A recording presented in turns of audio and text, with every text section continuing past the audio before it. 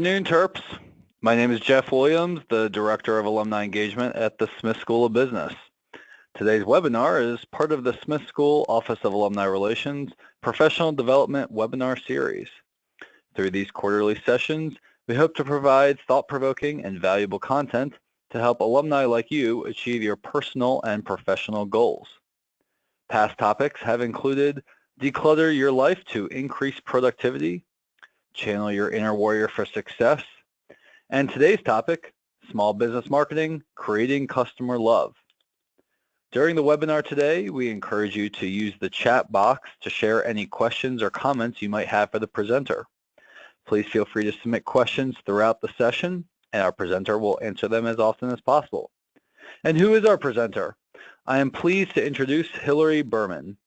Hillary is passionate about small business and customer-centric marketing.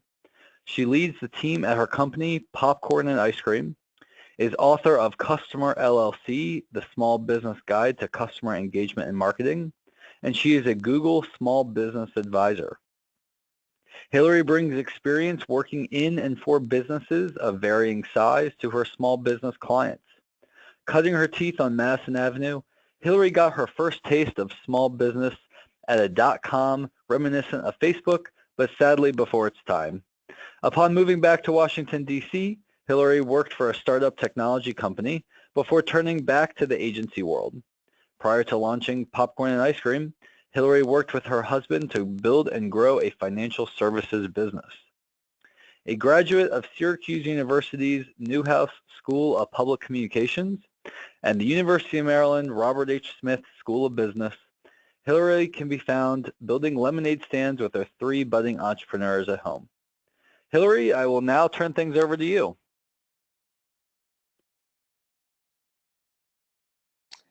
Thanks, Jeff. I hope everyone can hear me. Thank you so much for having me. I'm excited to be here. I'm excited to talk about my favorite topic, which is creating customer love and good customer service. As Jeff said, he shared with you a little bit more about my background and my journey towards small business. I hope that the mention of the job at the .com doesn't date me too much, but it really was. It's a little bit sad for me. It was exactly like Facebook, but people just weren't online in the same way that they are now, which again probably dates me even more. But along my career journey, and let me bring up that next slide for you. Along my journey to where I am today, I've worked for companies large and small. At the PR and marketing firm where I worked for 8 years, I had the chance to, well, both there and in my initial job at Gray Advertising right out of college, I had the chance to work on what I call my resume builder clients, the big companies with huge names and huge budgets, things like Procter & Gamble and Oracle and these huge companies that everyone's heard of. They look great on your resume. They help you get your next job. But I truly loved the smaller clients, the startups that really not a lot of people wanted to work on. With the small budgets, I loved the challenge, the opportunity, the creativity that came with it. And when, as Jeff mentioned, my husband started his business, I was trying to, at the time I was working for the big agency, I tried to find him a marketing consultant specifically focused on small businesses who could help him figure out his customer experience and his outbound lead generation process and all those sorts of things. And what I found at the time were really incredible creative folks, designers, website developers, copywriters, and they were amazing, but I couldn't find anyone to help him sort out how to use those really talented individuals.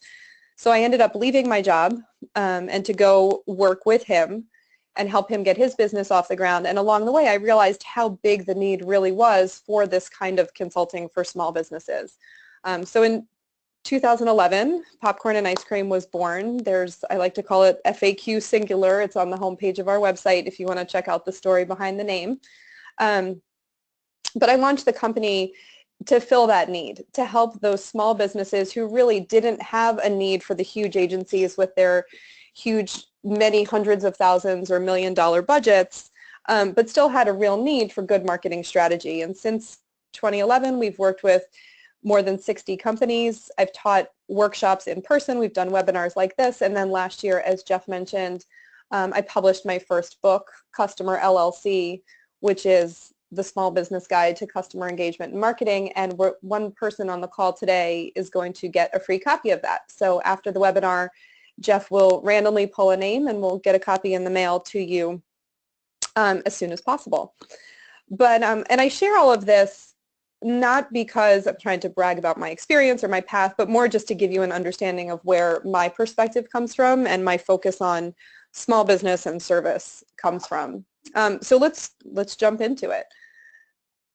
I'm not sure who on the call today is in marketing or is a small business owner, but if you're in business, we all have clients, we all have customers, and what we know for sure, no matter what industry you're in, is today's customer is busier and more distracted than ever.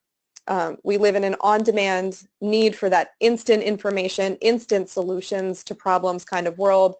The apps on our phones that are constantly pushing us alerts are not helping. Amazon's ability to now get you things same day is making things really tough for the small guy. And as a result, customers, they have more and more options than ever. They can buy online from someone who wouldn't have been your competitor 10 years ago. They're comparing prices while standing inside your store if you have a bricks and mortar. So how do small businesses compete? Small businesses still make up a huge portion of our economy. I see new statistics every day. And if you look online, you'll find thousands and thousands of articles preaching about all these must-do tactics and guaranteed ways to grow your business this year. I just don't agree. These are a bunch of screenshots that I've grabbed from any number of articles, but I just don't agree. Every business is different. There are no silver bullets that work for every business. But what is essential is that you build relationships with your customers and you stay top of mind. Those two things will help you grow no matter what marketing strategies you put in place, no matter what you're trying to sell, whether it's a product, a service, whether you have a restaurant, whether you're selling direct to consumers or you're selling to distributors or whoever your customer is, keeping in touch with them and deepening those relationships, that's essential. It's really easy to get caught up in the newest social media platform, whether it's Snapchat, Instagram, whatever it may be. It's easy to feel compelled to run a sale, to drive really quick revenue. But once your campaign ends, then what? Then you're falling off. What happens? So to successfully compete, you need to have an ongoing approach to customer engagement. And it's got to be an everyday kind of thing that you're doing in your business, because if you don't, your customers will very quickly become somebody else's customers. So let's look at the numbers. How can you stand out with these and make these real connections? There's a lot of buzz if you read a lot of the marketing trade journals and lots of newsletters and things like that. There's a ton of buzz around customer experience, user experience, CX or UX if any technology type folks are on the call, and customer engagement. It is the age of the customer. I read articles that proclaimed 2017 was the year of the customer. Your customers are in charge. So the need for and the impact is very real. These are just a few of the numbers that are out there, and you can pull any number of sources that you want. But good customer experience, good customer service, they contribute to your individual customer relationship. They contribute to the experience that they have, but they also directly impact your ability to generate buzz, to generate new sales, and to generate referrals. Customers expect more from small businesses. If they're going to pay more, they're expecting to get more, and they're willing to pay for it. They're willing to pay for good service. 72%, according to this Yodel study, 72% of customers, they're willing to pay more in exchange for better goods and better services. And they believe that small businesses can do it. They have confidence in small business. If the American Express Shop Small and Small Business Saturday campaign is any testament, it has a huge impact, and people want to be local and buy from local, smaller brands. Customer engagement, it includes every single touch, every single communication you have with your customers, and it's the foundation of your customer relationships. So I want to separate out customer engagement, which is your marketing work that you're doing, your customer service, which is how you deliver, and your customer relationships, which are what is the result of good service and good engagement. And I use the terms, I kind of throw them around, but it's important to sort of think about how one drives another. I love this quote from Maya Angelou. To me, it is the absolute heart of customer engagement. It's a matter of leaving customers with a feeling, with a connection to your company or to your brand. It's not just delivering a product and getting out. A good experience, and the good experience is one component, but as I said, it's not the same as engagement. So the small businesses that truly stand out, that get beyond the CX or UX as a buzzword and really focus on engagement, they're the ones who embrace their customers at the core of their business. They're the ones who have their customers that they're thinking about their customers when they're making decisions about pricing and locations and hiring and service channels and all of these things. And this is just one piece of it, this engagement piece. This is just one thing that's driving your relationship. But those businesses who truly embrace their customers at the core, those are the ones who make those meaningful connections. So every aspect of your business offers an opportunity to engage, every single one. A lot of people think that, oh, it's a conversation on engagement. She must be talking about social media.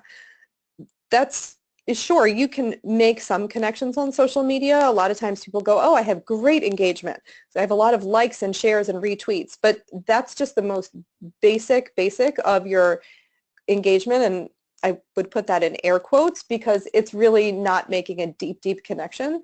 It's just someone clicking. And there's increasing research that shows people are clicking without even reading, which is we could talk about that for hours and hours on end. So while the social media is certainly part of it, that's certainly not all there is. The true points of engagement and the touches, they take more. It doesn't mean it takes more energy, more time, or more cost and expense, because we all know small businesses have teeny tiny little budgets that have to be, and whatever teeny tiny means to you, and we have to make the most of those budgets. But the great engagement happens when your customers truly feel a connection, and that can happen for free. It can happen from your everyday business operations. It can happen from saying thank you. It can happen from sending them flowers or a thank you gift of some kind. But every single touch point that you have with your customer, whether in person, on the phone, behind the scenes, and you might not even have it. It might be passive. You know, Jeff and I were just talking before we opened up the lines about the sign-up process for webinar registration. The Smith School has made a choice to make that easier for alumni. So registrations go to webinar. It's super easy to sign up. And then Smith gets the information on the back end and has to line it up with their alumni database. It would certainly be easier for the school to register through the alumni database and then have a second link to then sign up for the webinar. But that is more cumbersome for alumni who are the Smith Alumni's office's customers. So and so in that regard, that's a customer experience that is happening behind the scenes. You know, somewhat you could call it an ordering process that in this little graphic, but it's happening behind the scenes that's making your experience with the school that much better. And by not being painful and cumbersome, it's a positive experience. And hopefully no one had trouble with registration now that I throw that out there. So how do you look at driving engagement for your business? As with everything in business, it starts with a plan. It's not just throwing something out there, although that's a benefit of small business. You can throw things out there and make some mistakes. But the first step is to decide to shift your thinking to being customer-centric. And I know this sounds really simplistic, but the plan starts with stepping back from your business and looking at that whole experience of working with your business, buying from you, however people engage with you, from a customer's point of view, not from what's most profitable, not from what's easiest for you as the business owner or for your team, but how does a customer interact with you? And then with that commitment and that approach, you walk through every single step of your business and identify opportunities every touch point all along the way to connect more directly. So we're going to talk through a lot of different areas and examples, but the key is really to map out how you plan to engage. Then to make sure everyone on your team is aware of it and on board with it, because if just one person is and then the rest of the team is singing from a different page, your customers don't have this great consistent experience.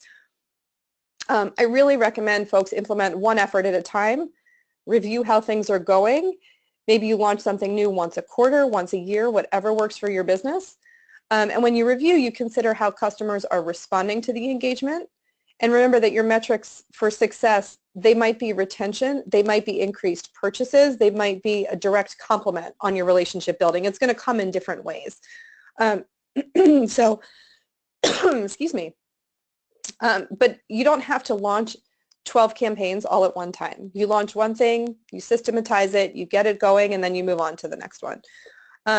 So as we talk through different ideas, I just want to note that these examples might come from one industry or a different industry, but one example might not apply to your business, but something else does. And we want to sort of internalize it and go, okay, how can this work for my business? Or is this not a good area of engagement for my business and something else is? That's okay. As I said, every business is different.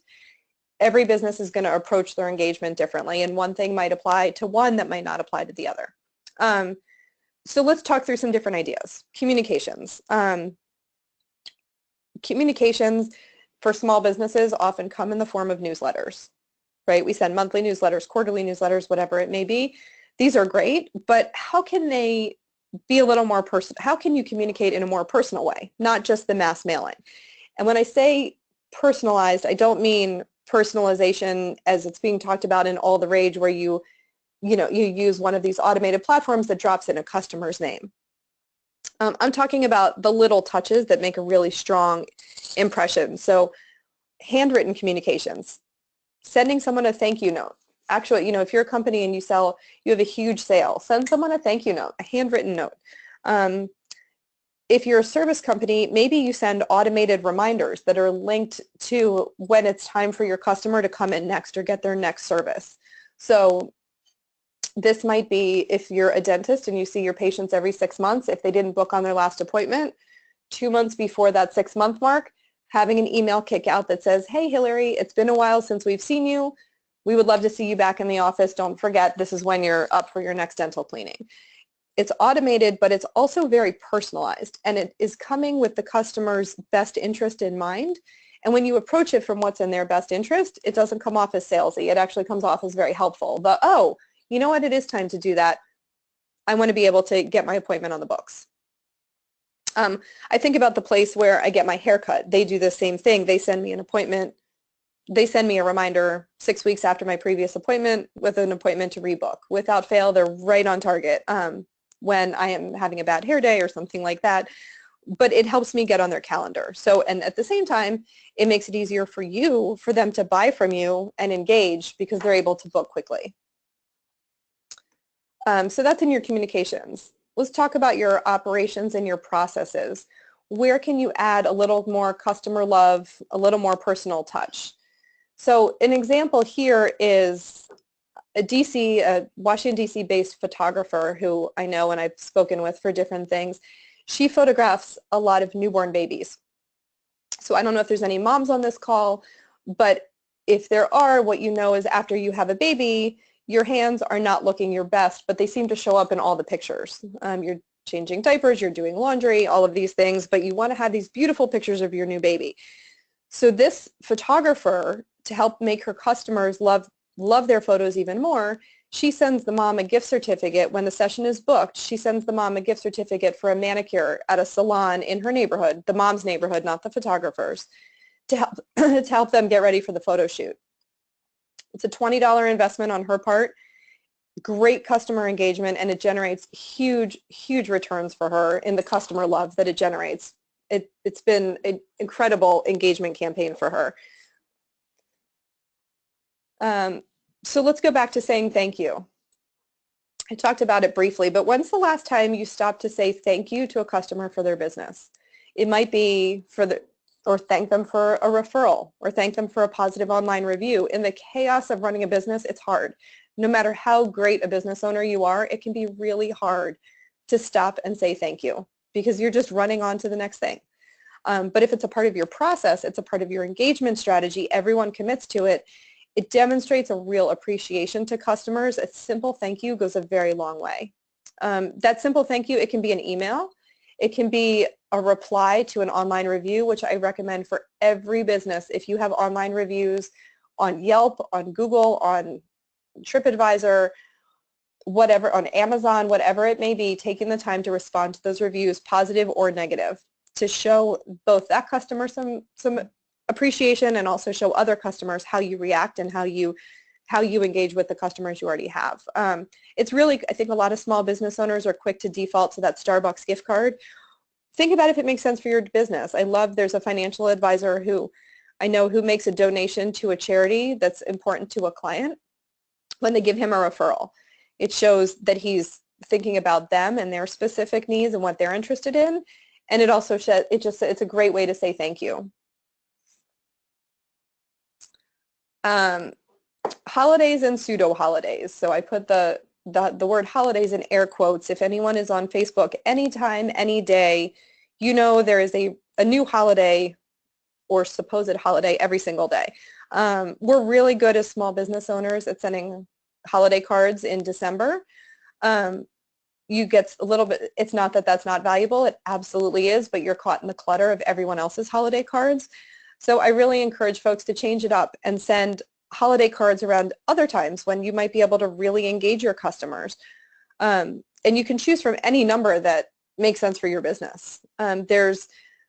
There is a baby boutique that we know of that sends Mother's Day cards. They don't send cards in December, they send Mother's Day cards because they're working with clients designing nurseries and on baby registries and things like that. It's a really good way to stand out from your competition and also to stand out from the clutter that's in the mailbox. As Jeff mentioned, my business, we only work with small businesses. So by way of example, a couple years ago, to celebrate National Small Business Week, which is coming up in May, a couple years ago, we sent all of our clients a fresh box of Crayola crayons and encouraged them to go create something new. They loved it. For National Popcorn Poppin' Month, because that's a thing too, just to tie into our name, we hosted a client happy hour. There was no sales pitch, there was no education. It was just a fun reason for small business owners to get together, hang out, have a beer, have some popcorn, and conveniently we were able to host it in a client's bar. So that made it even better because we could say, you know, patronize our clients and we love these folks and that kind of thing. One word of caution, if you are looking to tie into holidays and celebrations, make sure they make sense for your business.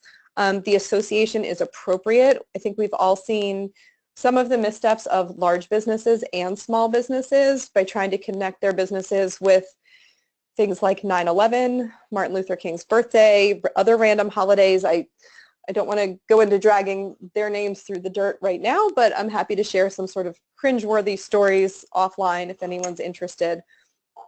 So they can be highly valuable, but make sure that they make sense for your business and for your customers and how they engage and what they're interested in.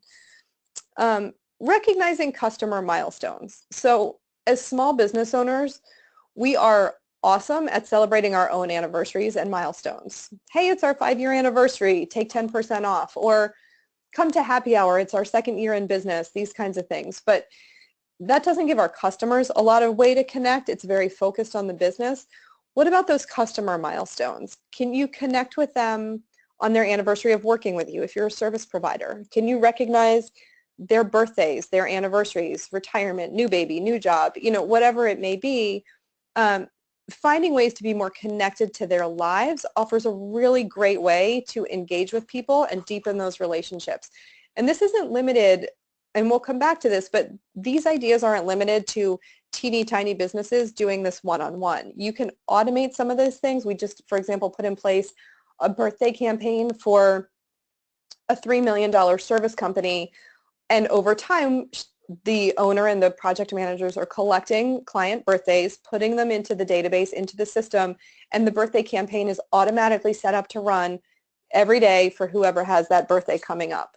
And it feels personalized, it feels special to them, so it's not limited to just teeny tiny businesses that are doing birthday cards one at a time. So speaking of resources, and how to make these things happen. And you know, I was talking about a platform right there, but there are only 2 resources. There are only 2 resources I say in life and in small business, time and money. So if you're a small business owner, we're very quick to take on all kinds of things ourselves, but you don't have to do it all at once. You don't have to do it by yourself. Maybe you don't have the budget to do it and you want to invest the sweat equity, but maybe you don't have time and you want to make a small investment of dollars to make these things happen, it can pay huge dividends. So it's finding what works best for your business in terms of putting in the man hours or leveraging technology or outsourcing or delegating or any of these things. And as a small business, it equals, as a small business, I truly think that your size equals agility. It equals ability to get things done, not limitation. A lot of times, small business owners tell me that they feel like they're at a disadvantage because of their two large business counterparts when it comes to marketing, because they don't have the budget, they don't have the resources. But I actually think it gives you a huge advantage, because customers, as we were talking about earlier, customers expect small businesses to be better at making those connections and making that customer service, but they're also willing to pay you for it. So you can leverage that as well as your agility and come up with these great ideas. You can implement them quickly. You don't need multiple levels of approval. You don't need to roll it out to thousands or millions of customers at a time, although you can. And you can love on your customers one at a time or a few at a time without having to ask permission from your boss. So being small, you have this amazing opportunity to connect really personally. Some big businesses have figured out how to do this and empower their employees to make those connections, Zappos, Disney, those kinds of companies, but the majority really haven't. And so being small, you have the ability to empower your employees and your teams to really love on your customers. There are also tons of web-based tools that are low cost or no cost that make your customer engagement easier to track and to implement, which is great because, as we said, all small businesses are working on a tiny shoestring budget. No matter how much venture money you have, you still have to figure out how to spend that budget. So on the email front, I love MailChimp. It's free up to 2,000 subscribers and very flexible beyond that. There's tons of other choices, iContact, Constant Contact, pick your platform.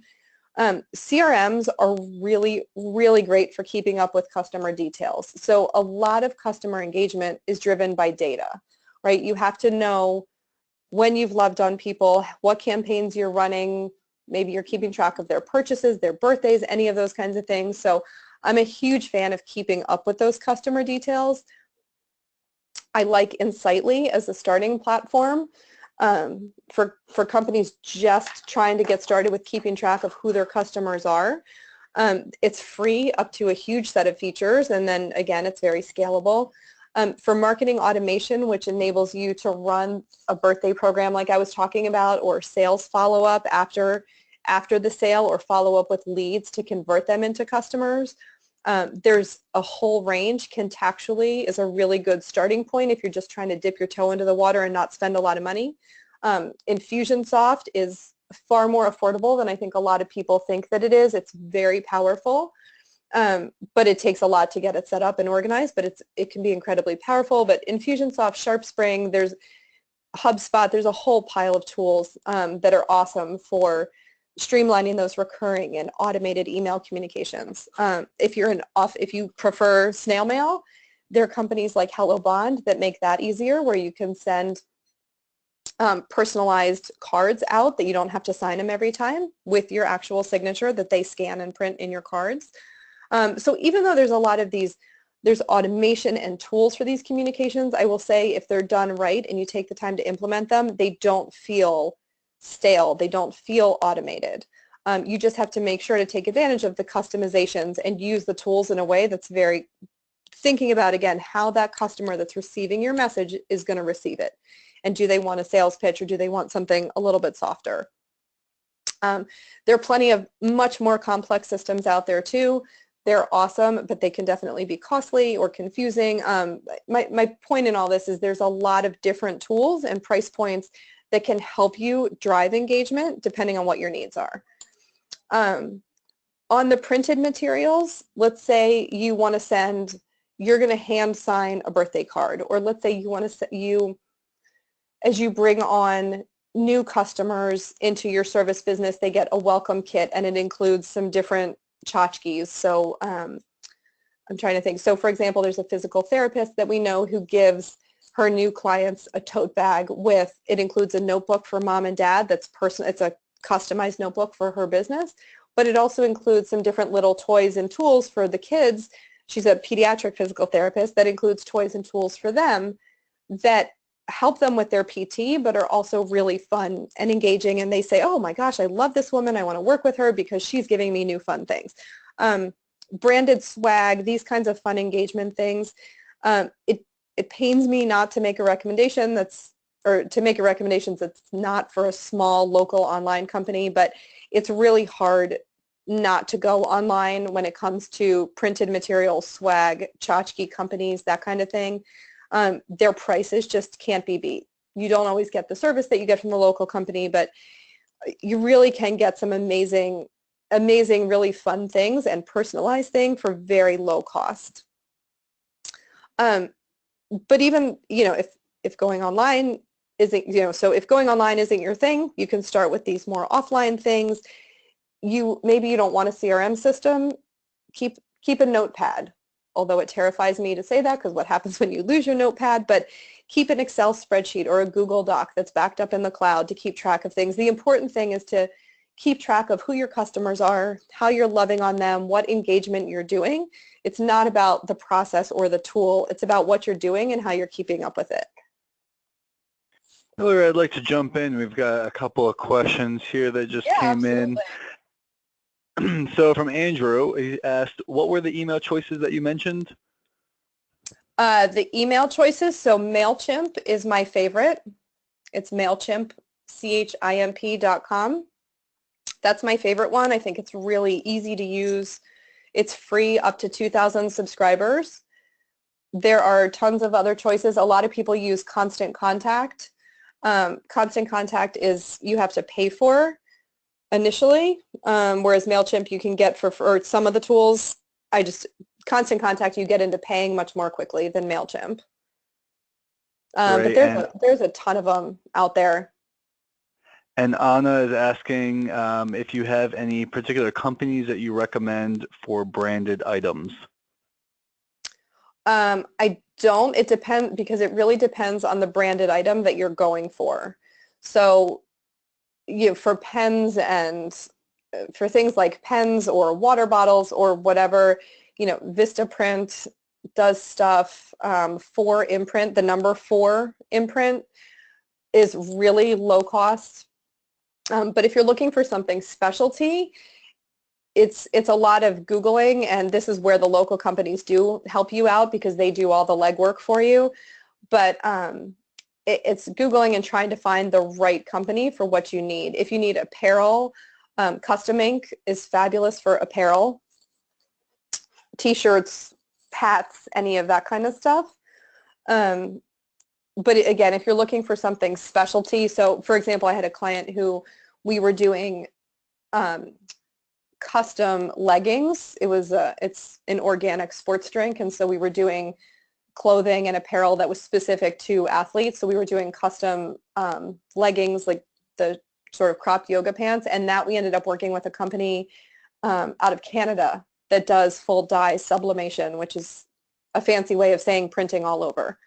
And we worked directly with Sweaty Bands, the headband company, to get custom sweaty bands. So those were sort of very specific things.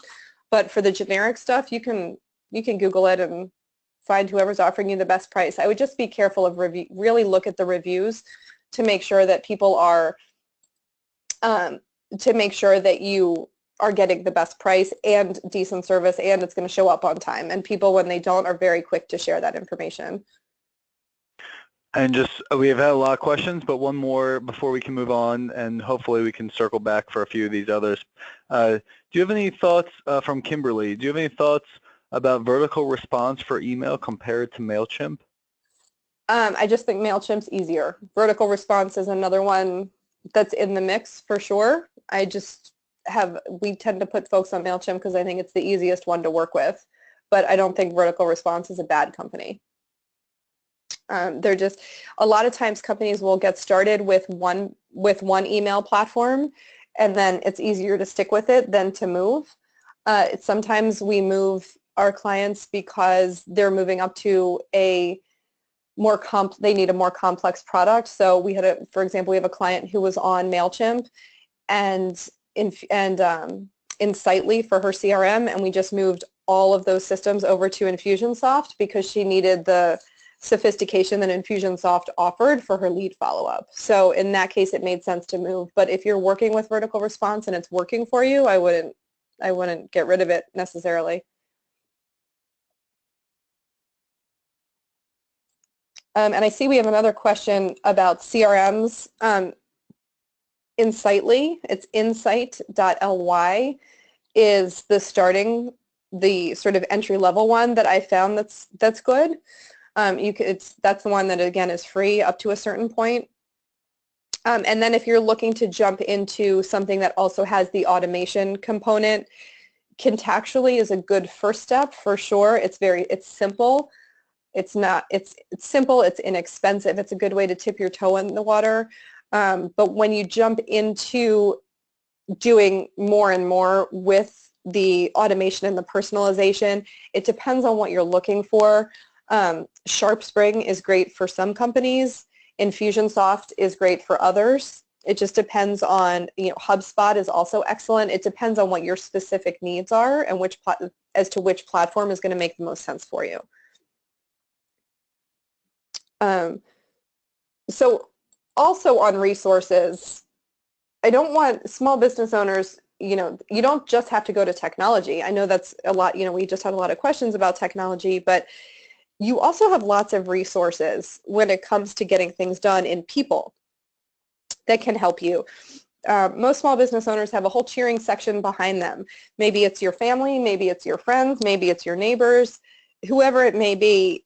Don't be afraid to tap into your extended team. This is part of my extended team. This is my son, this picture is, I think, 2 years old now, but he helped us stuff envelopes for our New Year's card mailing. I called it an internship. He thought it was fun. It helped keep costs down. It gave him something to do over winter break because it was a New Year's card. But you have a lot of resources and people that are your champions and your cheerleaders that want to help. And don't be afraid to turn to those people and ask for help. And it might be people on your existing team, your employees, but whoever it may be, don't be afraid to ask for help. So how do you embrace this customer-centric mindset? Because I often, building on the resources and the asking for help, I often hear small business owners worry about authenticity when it comes to engagement, that if they delegate something, whether it's to someone else on their team or outsource it to a partner or a marketing firm or something like that, that it won't be authentic and it won't feel like you're making that connection. And I actually don't think that's true. I mean, small business owners wear so many hats. You're pulled in so many different directions. And I do think that the owner or the manager, whoever is in charge, needs to set the direction and guide the team, but that every person on the team has an opportunity to make an impact, to engage, to deepen that relationship. And when everyone on the team tells that same story and is all contributing to that customer-centric approach and the engagement, you're going to deliver better customer service. You're going to deliver a more consistent experience, and it makes the impact of every little piece that much stronger because it all contributes to the bigger relationship. And so it starts with that choice. But the other thing is, when you make that choice and everyone is engaged, it becomes a part of your business culture. The engagement will come naturally. So people will automatically think about, this is a more engaging way to connect with a customer than just a sharp no as an answer if they ask a question or something like that. It can't be forced. It can't be scripted. Engagement that is authentic, the stuff that's authentic comes from the heart of a business that really cares about their customers. The supposed engagement, and again, I'm putting that in air quotes, that is overly scripted or overly automated, customers sniff it out. They're really quick to be able to tell what's just marketing and what actually is a company that cares and wants that relationship. So when it's a part of the fabric of your business, it comes naturally. And sometimes it's the unplanned engagement, the stuff that happens on the fly, that deepens those relationships the most, even more than the planned campaigns that go out consistently, that that are part of your everyday. It's that unscripted that is even more powerful a lot of times. So I'm also often asked, what are the common pitfalls when it comes to small business, to engaging, and what small businesses make, or whether it's with engagement or any marketing program for that matter, really. But how do we avoid a downfall? And there's a couple things. One, there's two things. Neither of them have to do anything with money and how much you invest in your campaigns. But number one, waiting until your program is exactly perfect. I don't necessarily subscribe to the better done than good, because I do think good is really important in terms of the quality of what you deliver. But there does reach a point where you make yourself crazy, and it's never going to be that perfect, and it's okay to have it evolve. But the other really big thing is thinking that every single campaign needs to be and should be applied across the board to every customer or client equally. No marketing programs ever support every goal. So if you look at the other side of marketing, you're not going to be running the same campaigns for lead generation, upsells, referrals. They're going to be served by different kinds of marketing campaigns. And the same thing holds true on your customer engagement efforts. You're going to need different kinds of engagement for different customer sets. So you might have your absolute best clients, and then you might have a handful of those who aren't so great, but you still want to stay connected with them because you never know where referrals are going to come from and that kind of thing. So I would encourage you to look at your engagement, not necessarily across the board. Can everyone still hear me? Jeff, can you hear me? I just got a notification that the audio was cutting out. I can still hear you. I'm going to hope that it's still going. Oop. Okay, I'm going to hope so. So it might not be scripted. It might not go across the board to everybody, but that's okay. And that's okay because not all customers are created equal. So you want to love on customers in an appropriate way for them and for their level of engagement with your business. So how do we continue to surprise and impress? And I want to close with this and how we evolve and do this, because as companies grow and as you engage with customers over time, your customer engagement is going to need to grow, right? So because your company is growing and changing, even if it's staying the same size, which isn't a bad thing. Not everyone is a high velocity startup, and that's not, I think that's awesome. But your customers are changing. Your customers might have different interests. They might have different things that they're focused on. You might be serving a different customer set. And the goal is to really deepen those relationships over time and keep your customers talking about you. The only way you can do that is to continue to surprise them and impress them. And if you run the same thing year over year and it becomes expected, in some ways it's great, but you also want to continue to add new elements to keep your customers on their toes. So for example, as a company, we send Girl Scout cookies to our clients every Valentine's Day. The timing works out really well with when Girl Scout cookies are delivered to Montgomery County, where I live. So we get them in the mail, and our clients get Girl Scout cookies every year. Even the ones who have been clients for 5 years, they still get cookies. The new ones think it's really cool. And it seems like my audio cut out. I hope my audio didn't cut out. You're good. Hillary? Let's see. Hillary, can you hear me? Are you there, Jeff? Yeah, you're good. Oh, now I can hear you. Are you guys, can you hear me? Can you hear me now, Jeff? Yeah, your audio is fine. I think it's just a problem on your end.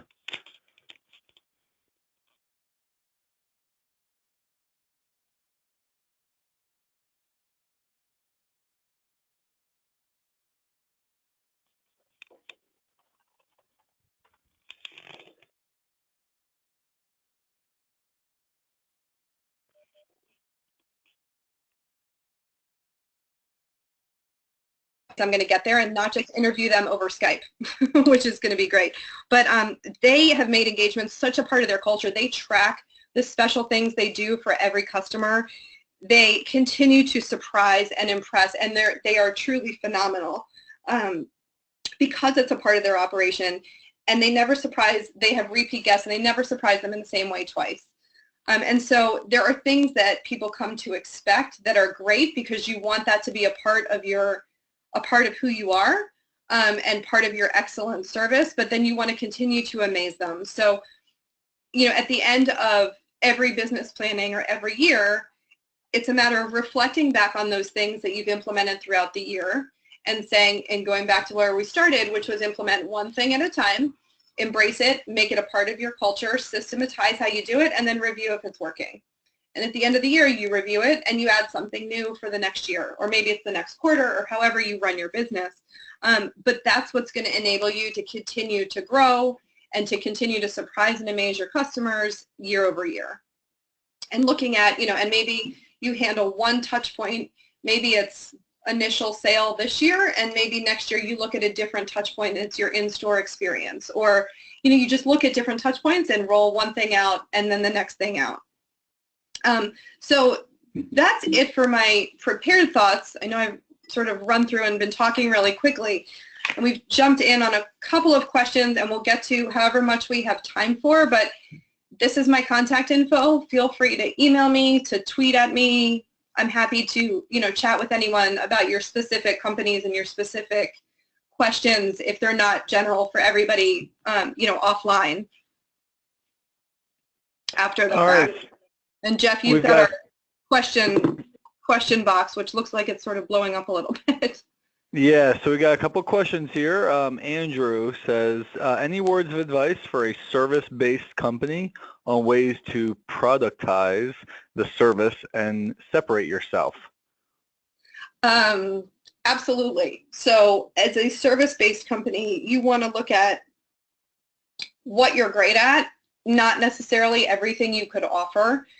Service companies are really, really good at adding a new service tomorrow and the next day and the day after that because they think that their clients want it or they could possibly offer it.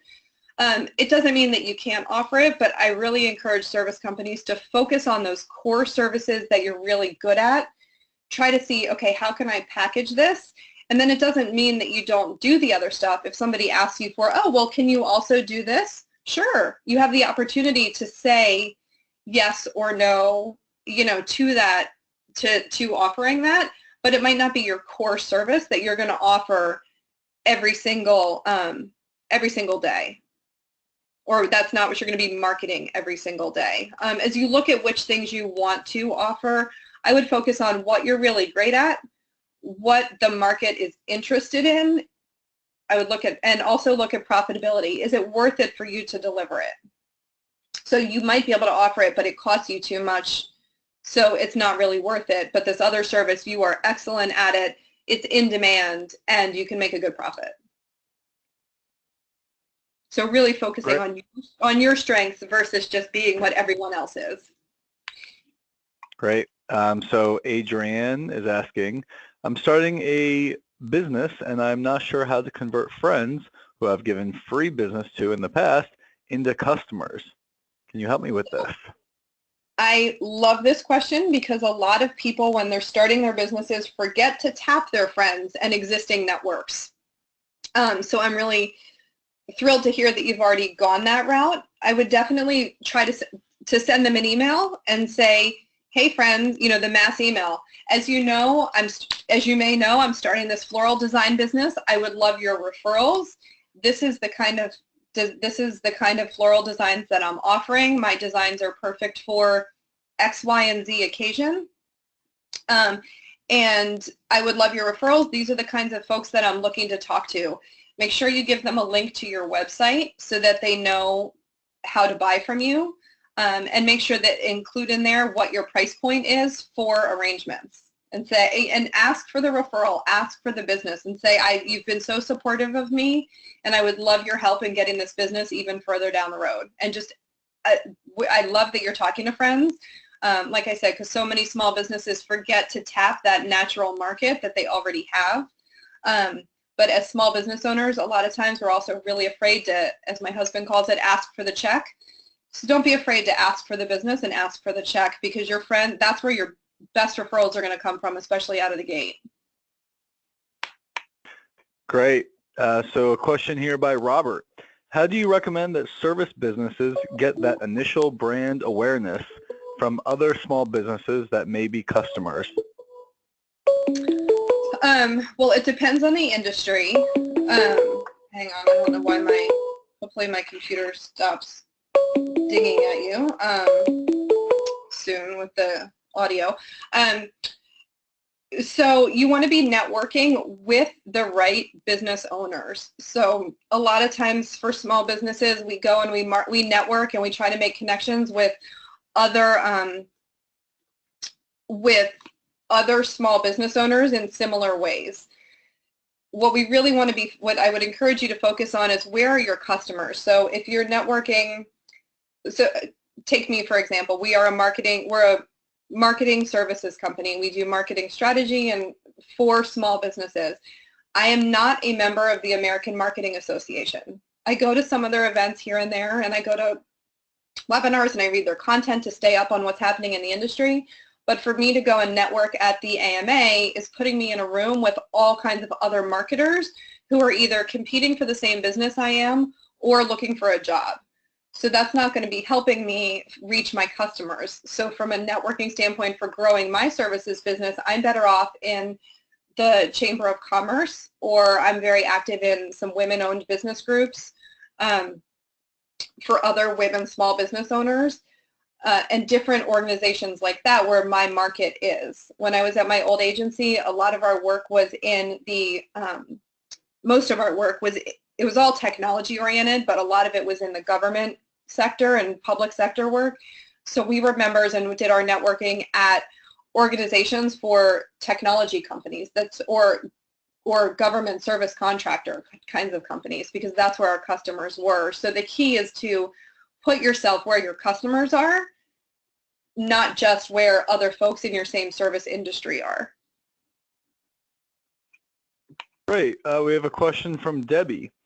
Do you have any advice for authors marketing their books? I think you probably do. I primarily write fiction, but I'm branching out into nonfiction and journal publishing. So it depends if you are self-publishing or have a publishing house. I can only speak to, I can speak to both. We've worked with an author who has a publisher, and I self-published my book. Even if you have a publishing house, I will say that I found a lot of authors have to do a lot of their own marketing. That the publishing houses really put all of their muscle behind the big name authors and not as much behind their smaller authors. So how do you get it out there? Make sure you have a website for either yourself as an author or for your book, so that people can find more information and you have a place for them to go. It's not going to drive a lot of sales at all. It's more just a visibility thing.